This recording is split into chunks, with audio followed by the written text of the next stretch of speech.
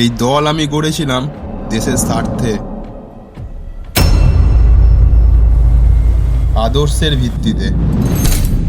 আমি চাই নেতা হোক এমন কেউ যে দলের আদর্শ ধরে রাখতে পারে। ব্যালেন্স নয়, ব্যাকবোন দরকার।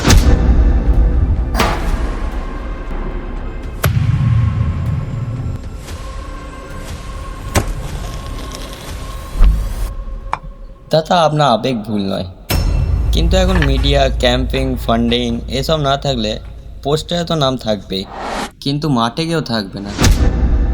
আমি জানি সময়ের সাথে তাল মিলিয়ে চলতে হয়।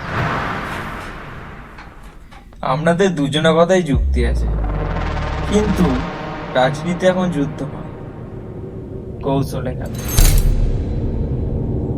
মাথা ঠান্ডা না রাখলে চেয়ার তো দূরের কথা, সামান্য কাগজও হাতে থাকবে না।